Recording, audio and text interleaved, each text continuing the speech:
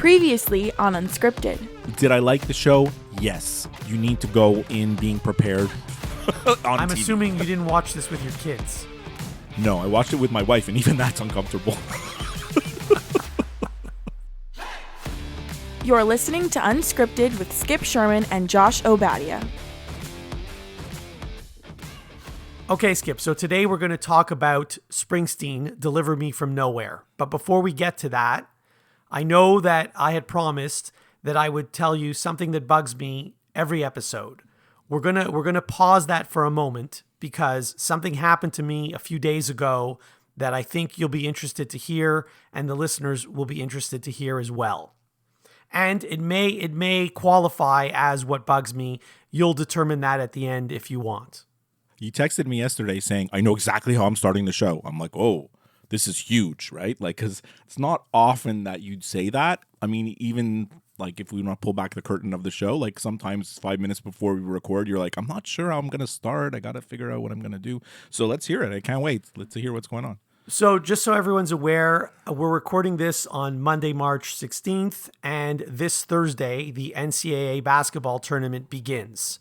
And as you know, and a lot of the listeners know, Thursday and Friday, there are basketball games, college basketball games from noon until midnight, wall-to-wall basketball. And I have referred to these 2 days as the two best days of the year. I agree.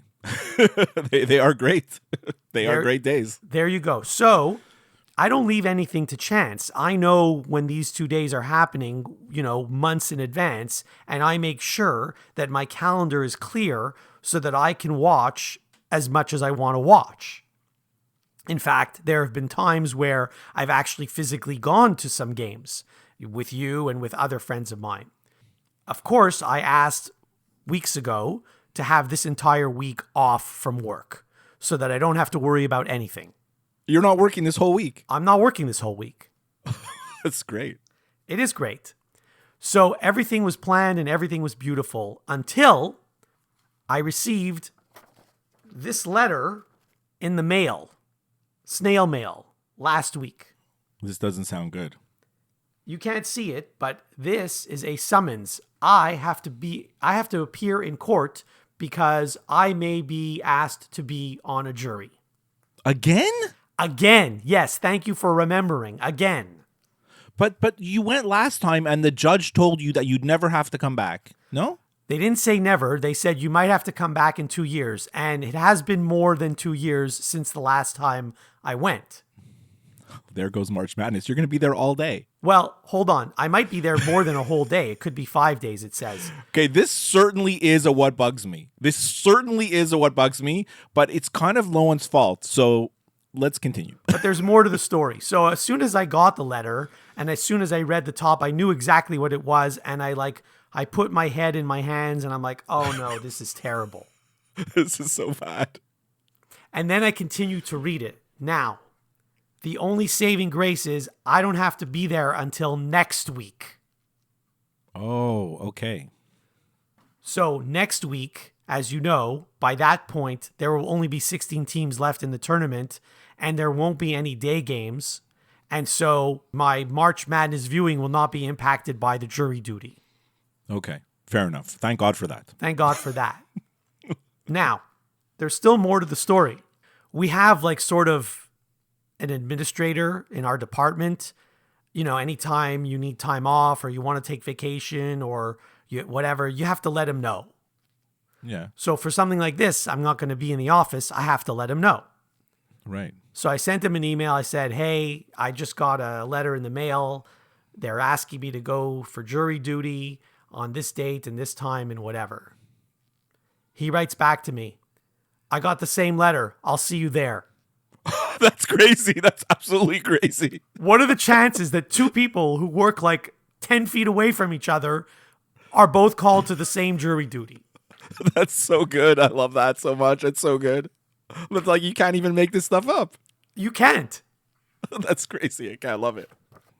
We can look forward to I'm sure, I don't know if you're allowed to talk about what happens at jury duty, but there is a whole bucket of potential what bugs me's awaiting just from what's going to happen when you go to jury duty. No, Absolutely. I look forward to telling you all the stories. I love it.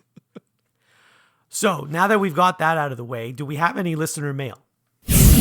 Mailbag. Yes, we do. Stephanie from Montreal, my sister, about the show Heated Rivalry. And I knew she would have feelings about this show because I know she loves it.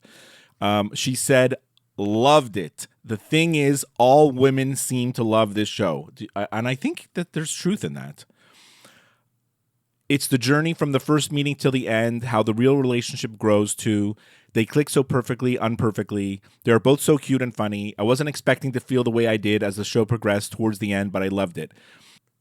She goes, I wasn't prepared to be obsessed, like how obsessed she is. She said the sex and the cute asses aside, she says it helped.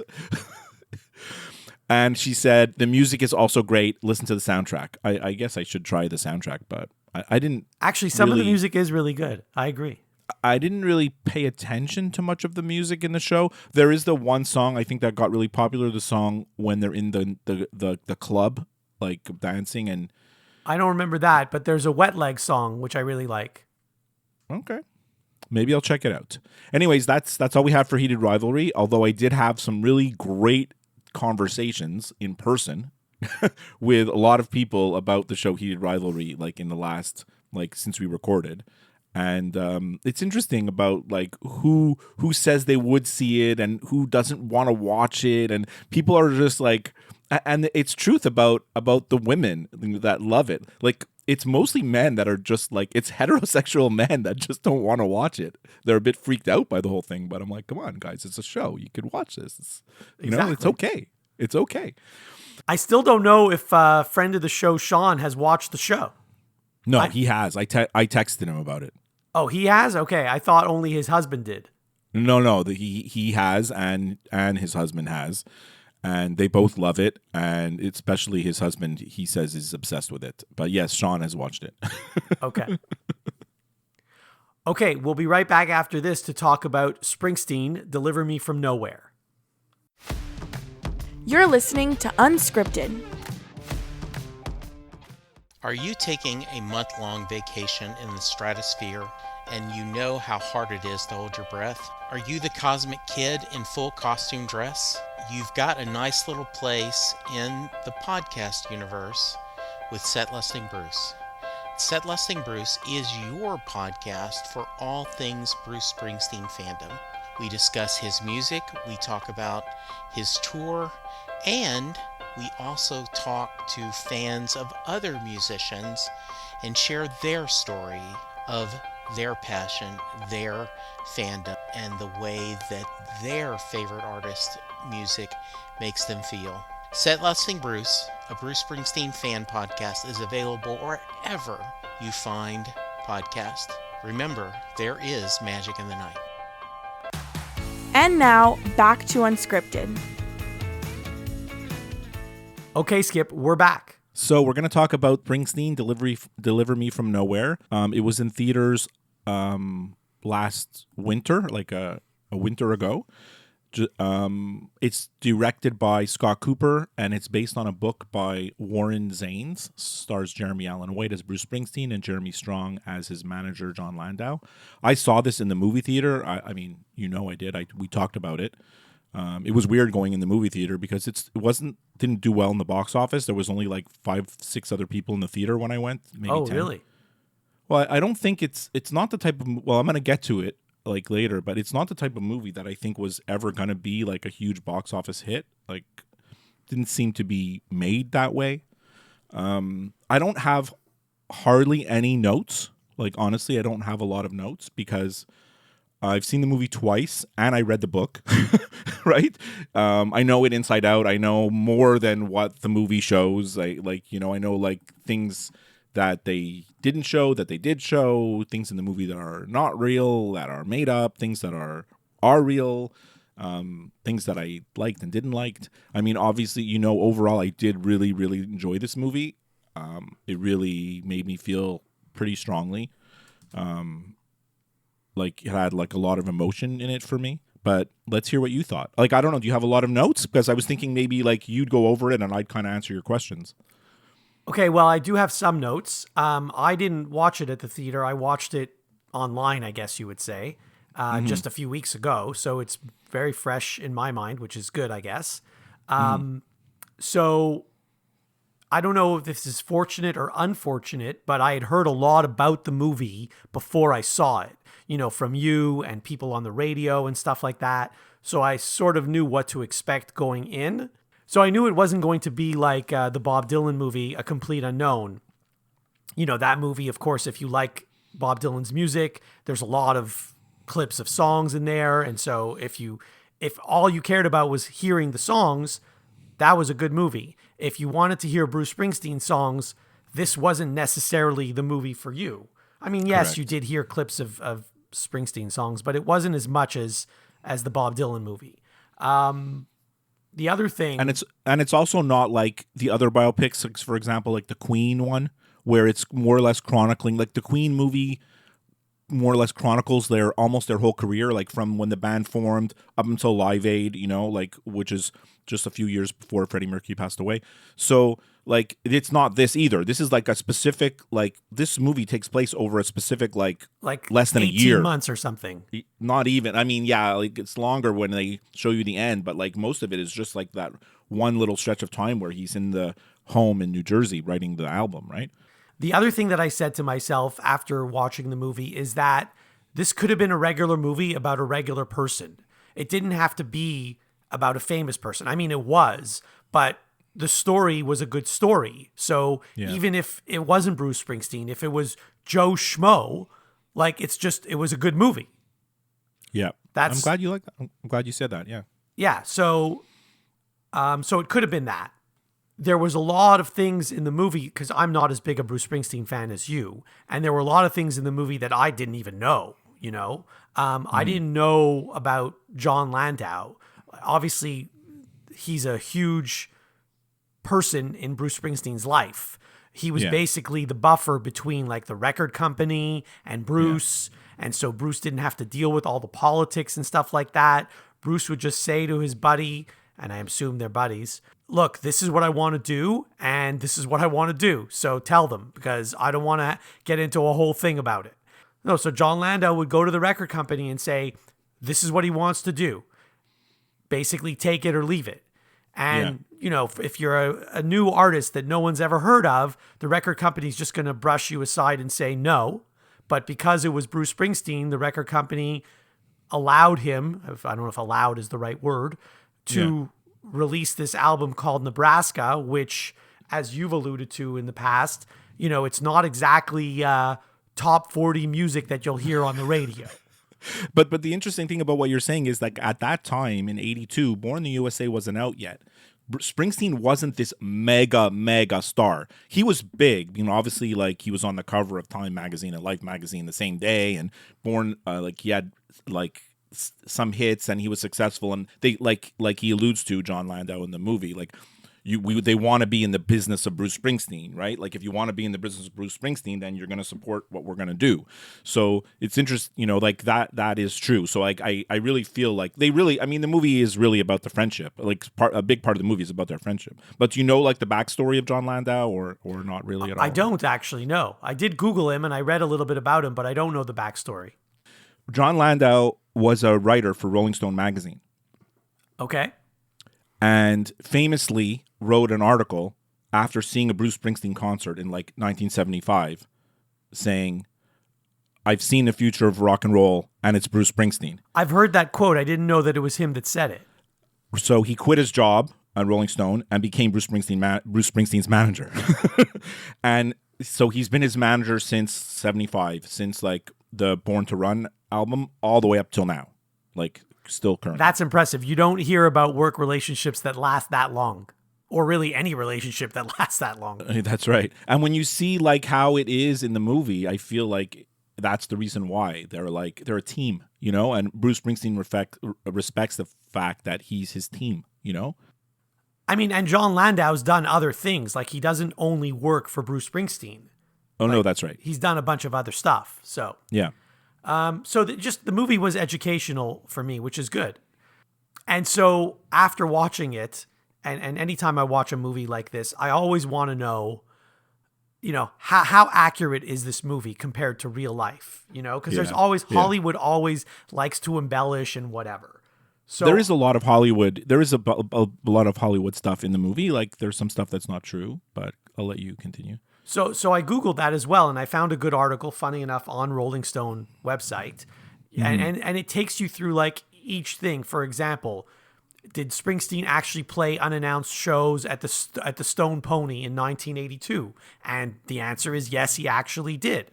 Now, if I'm going to be finicky here, if I'm going to be nitpicky, he started recording his album in December 1981, and he didn't start going to the Stone Pony until May of 1982. But anyway, that's just a minor thing.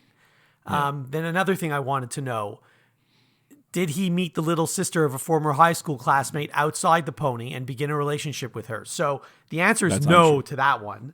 But the truth is, that woman in the movie is basically a composite character based on several girlfriends that Springsteen had around that time. Correct. Because, like if they're going to make a Hollywood movie, there's going to be a love interest. Of course. They have to make it, So, yeah, like she doesn't exist. But I like the actress who played the role. Like, I think she was really good in the movie. I liked her too. Something else that I found out. So did the young Bruce Springsteen actually hit his father with a baseball bat to protect his mother? Because that's kind of crazy. That I don't know if anyone knows the truth. Well, honestly, according to this article, it's true. It really happened. Wow. Mm-hmm. So there you go. Another one. So this was interesting to me. So Bruce got the title for Born in the USA from screenwriter Paul Schrader because Schrader wanted him to be in his movie, and Bruce had, I guess, no interest in being an actor. But then he liked the title Born in the USA, and so used it for his song. And so and that is actually true. And then I would think that Schrader would have been annoyed that, like, hey, I had this great title for a movie. This guy goes and uses it for a song. Now I can't use it for my movie because people are going to think I stole it from him. So he didn't use it for his movie. He still made the movie, and he called the movie Light of Day. It's the movie with Michael J. Fox and Joan Jett. And Bruce Springsteen wrote the song for the movie called Light of Day. Correct. But actually, Schrader isn't pissed at Springsteen, and Schrader actually went to the premiere of Deliver Me From Nowhere. So, by the way, have you ever seen the movie Light of Day? I think I have. I'm not sure. It's a terrible film. So those are some of the things that, like, I was wondering, is this really true? And they are, except for the girlfriend in the movie. And the other thing that I found interesting that I didn't know until after doing some research. No other member of the E Street Band has a single speaking line in this movie. Yeah. So that's one thing that actually really bothered me about the movie. So like if we're going to go, I wrote down like things I liked and things I didn't like. So I'm in the didn't like category now. So I read the book. So they made a point of not having any E Street Band members even speak. So there's two problems here. First of all, they're really showing that Bruce is like depressed. I mean, it's a movie about depression, right? And how he leans on his friendship with John Landau to get through that depression. And obviously it's huge. That's the central story. But everything we know about Bruce Springsteen is that like one of his best friends in the world was Clarence Clemons. So it's very hard for me to imagine that like Bruce is going through this whole thing and Clarence is not like anywhere in the story. Never mind the other members of the E Street Band. Like he's like none of them are like even like involved in this story of his depression. That's one thing. Well, the only time you see them is when they're in the studio recording, and then he doesn't like any of those takes anyway. That's right. But that's true. That really did happen. Yes, it is. But then the other thing that's weird is like, so I read the book, and the book is like it's one of these things where you read the book and they're like, how are they going to make a movie of this? Right? It's impossible. It's not something you can make a movie of, because the book is really an interview with Bruce Springsteen about the making of Nebraska, and he goes over it basically almost song by song. They talk about the inspiration for every song, and then each chapter goes off on different tangents, and you hear different things about his life and the inspirations for the stories and the songs and all this. And then the whole part of the stuff about how they recorded it on a cassette, on that 4-track machine, and then, like he carried the cassette in his pocket. This is all true, right? but what's weird is Steve Van Zandt is in the book, right? So Steve Van Zandt is part of like those people sitting at the control room talking about why it's not working and why it's not working with the band, after they try to do the recordings and they're going over it. Like, he's central to that whole conversation, all those conversations with the engineers. Mark Maron is like the producer, right? Right? And like, he's central to that little part of the story. Like, Steve Van Zandt is giving his opinions on what's working, what's not working, and as he has done for all the albums that he's worked on with Bruce, right? This is part of Steve Van Zandt's role.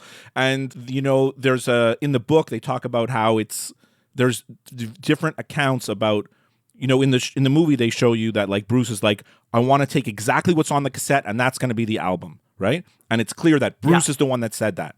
In the book, it's not clear. In the book, they tell you that there's different accounts about how that happened. And one of the accounts is that Steve Van Zandt is the one that said, why don't we take exactly what's on the cassette and make that into the album, right? That it was his idea, right? So the fact that they don't even have Steve Van Zandt in the movie at all is also like a bit weird, considering how close they follow the book in so many other ways.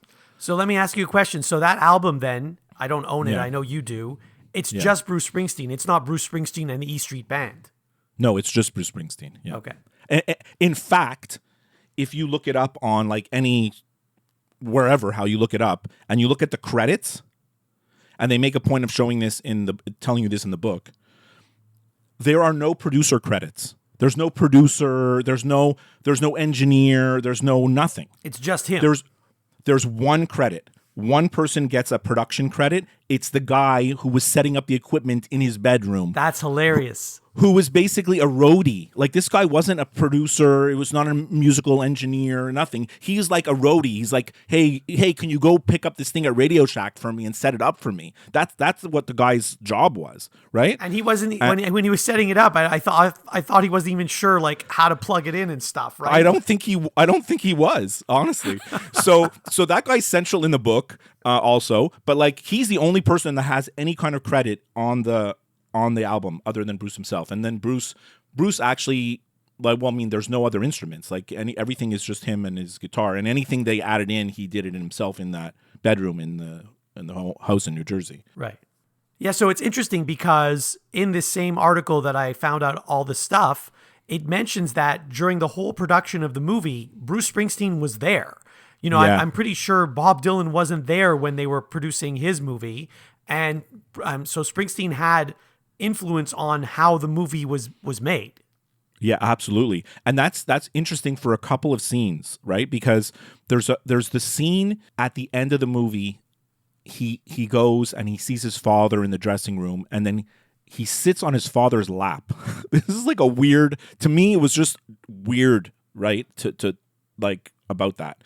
So if you've, if you went to see Bruce Springsteen on Broadway, but that's not many people, but like, you can watch the show on Netflix. There's Springsteen on Broadway. You can see the whole concert on Netflix. He tells the story about this conversation with his father. So it didn't take place right after, like 10 months, whatever they say it is, however many months later, after 10 months later. Mm-hmm. It took place more like 10 years later, right? It was right before Bruce's first child was born, and then he had this big heart-to-heart with his dad. Now, there's no ever account, there's nowhere ever that is written, nowhere, from what I know, that he sat on his dad's lap. But the fact that you're saying that Bruce was there for most of the filming and signed off on everything, I mean, did he just, did the director ask for this and Bruce said, yeah, let's just do it, I don't care? Or was it something that was real? I don't know. I guess only Bruce knows, right? So that's a bit weird. And the only thing that really bothered me Like I don't care when movies take like license and they go off. I mean, it's a Hollywood version. Everything's not true. Right. And then they do it for reasons. But there's something that they did that was intentional that really bothered me because I don't know why they did it and they didn't have to do it. So Nebraska came out in 1982, right? And they make a point of showing you that it was like semi-successful. It exceeded the expectations of the record company, and he was happy with the way it came out. And then it flashes forward, and it says 10 months later, right? And you see him. That's when he has the conversation with his dad, and he's in a stadium, and he's finished a concert. And the assumption is that he's on the Born in the USA tour, like he's he's a massive star now, right? That was not 10 months later, right? That's much more than 10 months later. Born in the USA only came out in 1984, right? Okay. So 10 months is not right. Like it's longer. It's I don't know how much longer. Like, is it 16 months? Is it 18 months? Is it 24? But it's not 10. Right, and that's something they could have easily just told you the truth.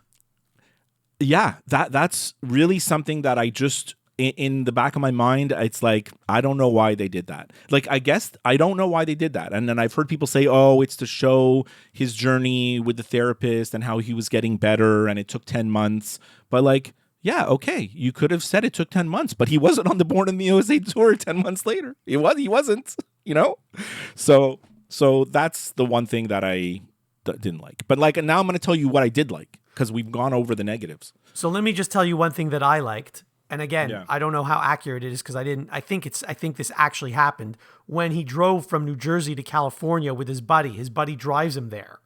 That's 100% true. That is 100% true. I don't remember his buddy's name, unfortunately, but I like that was true. In the book, they detail this, and they stop at that Texas State Fair, and Bruce like has a freak out. And he calls John Landau, his friend, and says, "Get him to California as soon as possible." In the book, Bruce Springsteen, in his own words, says that this is true and this is how it happened, So I'm going to tell you what I did like about the movie. Like, the movie's slow. So, like, the movie is slow. It's not for everybody. It's funny you mentioned that because I made the mistake of watching it at night, and there was a couple times where I almost dozed off. It's slow because, I mean, but for me, obviously, as a huge fan, it's like I was glued to it. But like my wife, who knows even less about this story than you do, never actually heard of Nebraska. Couldn't tell. I played her all the songs, and she's like, "Maybe I know Atlantic City," like that's it, And then she came out of the theater saying how much she loved the movie, So that's a testament to because it's a good movie. Like I said, it could have been about Joe Schmo. It didn't have to be about Bruce Springsteen, and it's a good movie. That's right. So what I liked about it, it was true to the book, pretty much. Like, there's a lot of parts, like things in the book that are exactly in the movie, And of course, they can't do it all because the book details much more of the writing of many more songs. The movie only kind of shows you like 2 or 3 songs that he wrote, Nebraska, and they show you how he was inspired by the movie that he watched late at night, and other songs. Mansion on the Hill, he flashbacks to when he drove out to this big house with his dad and everything. But like, they go into details about many of the other songs, which like, as a fan, it's good. But if for a movie, I understand why they didn't do it that. There's no love interest, like we mentioned. She's a composite girlfriend. But like, for me, like, the movie's just like about his battle with depression, which in the book is very minor, because the book is, like I said, the book's about the making of an album, and they just mention the depression at the end, of the book. But they did a great job in the movie of turning it into a movie about this, I love the performances from Jeremy Allen White and Jeremy Strong. Like, they're so good, right? Like, they are, yes. Like, they're very believable. Jeremy Allen White is so good, and the singing too. Like, actually one of the best parts of the movie. Like, if you really like, I mean, there's a lot of good parts. So one of the best parts of the movie is when they record Born in the USA. Right? It's very cool. And he belts it out, and then they're all in the studio. All the engineers and producers are like, "Oh my God, like, this is incredible," And it's weird because in the book, and I can't even understand it, and I'd have to go and read it again. In the book, they describe how when they recorded Born in the USA, it was some type of recording milestone. Like they recorded it in a way digitally, like using digital equipment, that for the first time ever, like that song was recorded in a certain way the first time before any other song was recorded in that fashion. I don't remember seeing that in the movie. No. They don't tell you that. But in the book, I thought it was like an interesting tidbit, how they're saying like it was the first time a song was ever recorded in this manner. And it has to do with the drums at the beginning. Honestly, I'd have to go back and reread it. But I thought it was interesting at the time. So like most people know Bruce for like Born in the USA. Like obviously this is like his like what made him hugely famous. That whole album, like every song is a hit. Born in the USA, Glory Days, Dancing in the Dark, I'm on Fire. Like you can name all the songs, right? But I like how the story of the making of Nebraska is intertwined with Born in the USA. How it was actually, he was trying to record Born in the USA and he got sidetracked and recorded this other album. But he and wrote them all. He wrote most of those songs around the same time. Not exactly the same time. Exactly. So, and it's just interesting how like some of the songs like on Born in the USA, like, and it came to light because he released like an expanded release of Nebraska when the movie came out with demos and, you know, behind the scenes like demo recordings of songs. And Downbound Train, which is on the Born in the USA album, has like a Nebraska version, you know, but they didn't put it on, you know, because in the end they just did what was on that cassette. Right. So like I just like how it's all intertwined. Like as a fan of Bruce, knowing which songs ended up on which album, I found it just so interesting, like the whole process of that whole thing. You know? So, by the way, speaking of that, there's a scene in the movie, and again, I don't know how accurate this is, where you see him writing in his notebook, and he's got like, you know, just names of songs, and he may end up changing the titles later. Yeah. So he's got like so many songs, and he writes down in his notebook, double album, ? Yeah. So I read later online that there were some people that didn't like that scene. Really? Because apparently that didn't really happen. I don't know. I mean, it didn't happen, but it doesn't mean he didn't think of it. Right. I mean, we know from real world, like Bruce Springsteen had released in like I don't know what year it came out, either in the early 2000s or the very end of the 90s, tracks. So it's a 4 CD. Can you imagine how many songs it is of unreleased music, right? And then there's all these Springsteen fans that are like, what about tracks 2? And it took all these years. And finally, like basically tracks 2, even though it's not called that, came out just last year. 7 unreleased albums of stuff that he's had in the vault. It's insane that he has that much in the vault. Like, so you can imagine, like he's got notebooks and notebooks and notebooks upon notebooks of scribbles of song ideas and stuff over the years, right? So who knows? So the thing that I love the most about the movie and the part that really got to me the most, like, I was on a podcast with our friend Jesse in Texas who does a Springsteen podcast. He did like an open table type of podcast where anybody could join in and talk about the movie.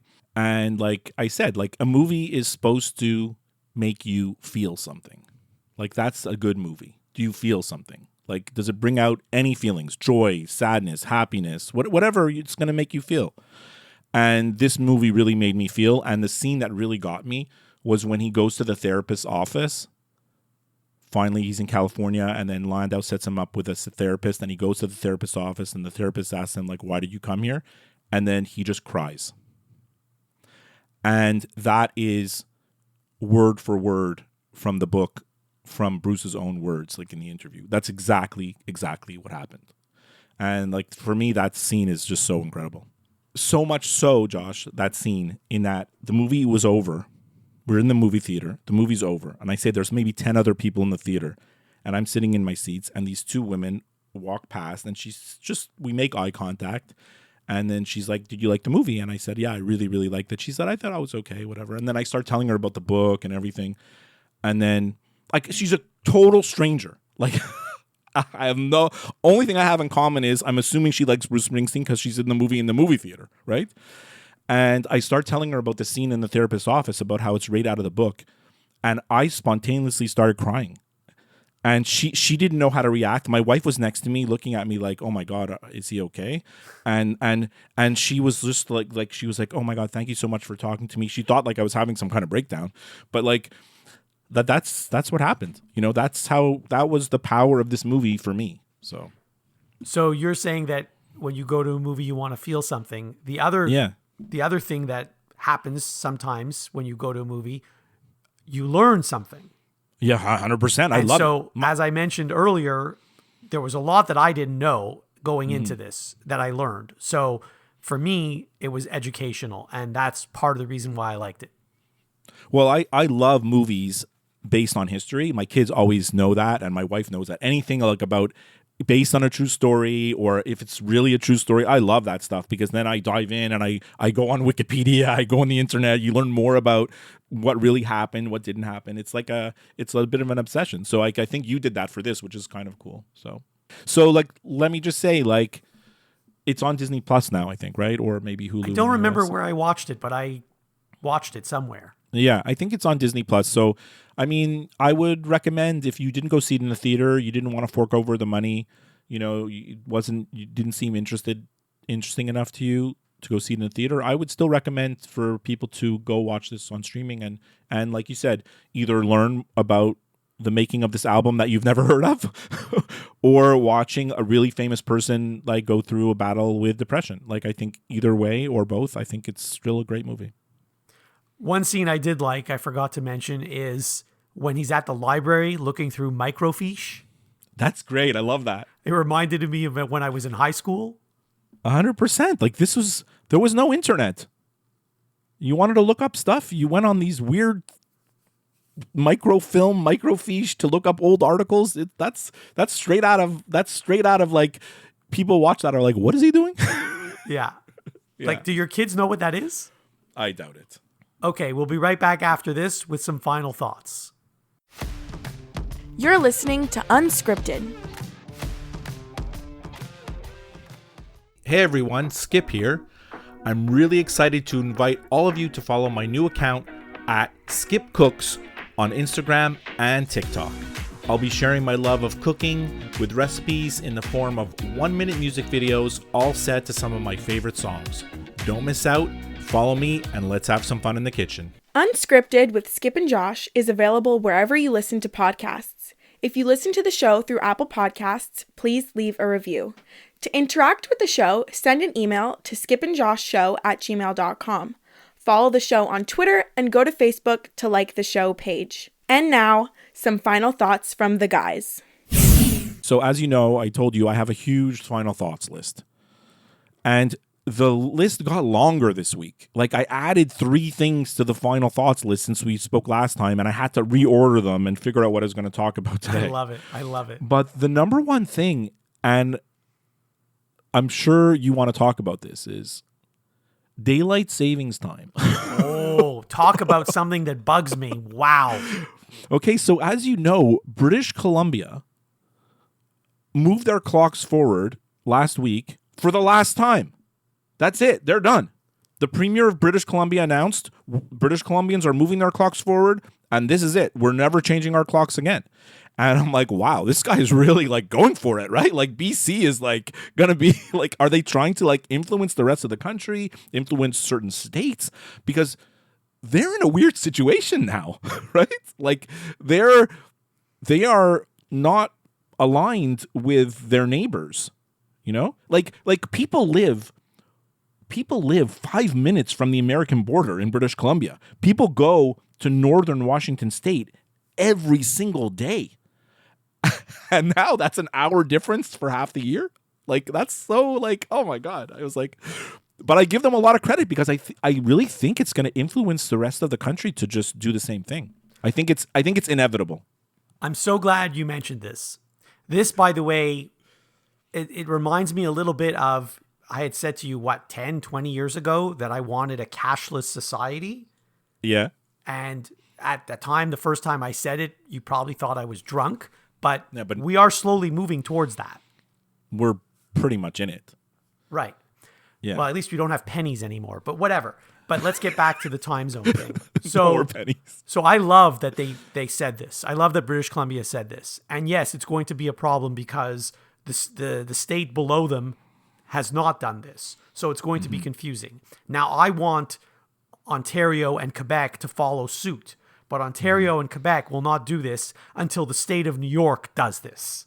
Well, the province of Ontario actually We talked about this. I don't know, maybe it's like 5 years ago. They have legislation that they made that says we are going to not do the changing of the clocks anymore. It's there. Like, it's there. They are ready to not do it, but it's contingent on the fact that Quebec has to agree, New York has to agree, Michigan has to agree, Pennsylvania, like whatever. Like, there's a bunch of states and provinces that they want all to agree before they do it. But BC just said, screw that, we're doing it. Well, you know, Right? Saskatchewan has not changed their clocks for at least a decade, maybe longer. So there's already a province in Canada that's been doing this. Yeah, and Arizona also doesn't do it. And, weirdly, I think there's like one county of Indiana. like there's like one part of Indiana that doesn't change our clocks, which is even more bizarre because, you're in the same state and it's a different time if you just drive 5 minutes away. So listen, you don't have to convince me. I love the fact that now at 7:00 at night, it's actually light out. yeah. And I get it. Obviously, there's more daylight, today than there was a month ago or 2 months ago. I get that. Yeah, But yeah. if we're up to me, this is the time zone we're in right now. Just leave it as is. I agree. I mean, look, the only people I heard that have concerns about this are people with little kids who are like, oh, my kids are going to be going on the school bus and it's going to be dark. Even It's going like to be at dark 8 or for 9 what? o'clock. 20 minutes?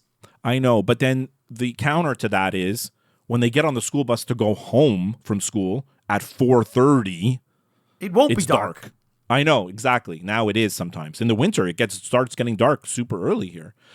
But the other also is there's people in like northern parts of Canada, like way north, where it's already more dark sometimes. Speaking of the North, I learned this week that I don't know the last time you looked at a map online or even on paper, Yeah. the Yukon, Yeah. Whitehorse, Yeah. is way more west than British Columbia. Okay. And I thought that, British Columbia has 3 hours difference. I just assumed that Yukon would be 4 hours difference. But it's not. It's actually only 2 hours difference from us, which is so strange. What are you going to do? I'll tell you the strangest thing. I went to Newfoundland in the summer. They're an hour and a half different. They have an extra half hour. Oh, that half hour kills me, by the way. But it's so stupid. It is. It really is. I never understand. Like half hour. Like, how does that work? You're right. The Yukon is more west than parts of British Columbia. And yet it's only 2 hours difference from us. Anyway. That's a good one there. All right, so that's my rant on that's. I just wanted to bring that up to let you know find out your thoughts and because it's very very timely and a lot of people are talking about this daylight savings thing. I haven't heard any argument that is in favor of changing the clocks twice a year. I've yet to hear one. I saw on the news. Well, I don't know what's happening in Ontario, but I saw on the local news here, like the government of Quebec, like 2 years ago, did like the same type of survey that British Columbia just did, like of its citizens, do they want this or not? And it's like 90% are in favor of not changing the clocks in Quebec of 200,000 people that they polled. That's a big sample. Right? Yeah, it's very similar to the results in British Columbia. So like I don't know what Quebec is waiting for, but I mean, to me, this is a great election promise. Like, I think you can get people behind you, if you say you're going to implement this, Could this be the one thing that Canada and the United States agree on? Could it be? No, because I just think there's 50 states in the United States, and they're all so weirdly different in politics and different things. There's going to be some states that are just like, we're not doing this, We're not doing this for whatever reason. Like maybe the Northeast states are going to do it and they're going to align with Quebec and Ontario. I could see that happening. But like some places are just going to be like, nope, we don't care what you say. We're going to do what we want to do. I wanted to mention one thing. So I don't normally watch award shows, and I did not watch the Oscars last night. I did not watch 1 minute of it, so I don't know anything that happened. However, a few weeks ago, there was an award show called the Actor Awards. It used to be called I think SAG-AFTRA, but they changed the name of it. Screen to Actors Actor Awards. Guild. Yeah. And it was on Netflix, not on a regular channel. Oh. And the good thing about it being on Netflix, there was a few good things about it being on Netflix. I found out about it by accident. Like I was on Netflix and I saw, oh, this is on right now. You can watch it live. It's not like I went out of my way to watch this thing. But one of the good things about it being on Netflix is you can watch it on demand and you can fast forward all the boring parts, number one. Right. Number two, the host was Kristen Bell. And the other good thing about this being on Netflix is she was swearing throughout the whole show. That's great. So it felt real, because all these award shows, they're so fake and phony and made up and whatever. And here you've got somebody swearing. It was great. So I actually enjoyed it. Okay, that's good. Maybe I'll try to watch it. But award shows are so boring. Like, if there's no performances or no anything different, like, I don't need to watch people come on stage and accept an award. Oh, I fast forwarded most of the speeches, but the part that I liked about it, actually, they split it up into two halves. Like, the first half was like shows, and the second half was movies. And I didn't really care for the movie part because I didn't see any of the movies. But the shows part was good because I've seen most of the shows, and I'm like, oh, you got all the nominees, and I'm like, oh, I've seen that one, I've seen that one, I've seen that. Like, I'm curious to know who's gonna win. Right, like the Academy Awards last night, I saw only one of those movies. Right, so it's not interesting. All right, well, I'm glad we finally got to record an episode about Springsteen Deliver Me From Nowhere. I'm glad you finally watched it, and I'll speak to you next time. Have a great week and enjoy March Madness.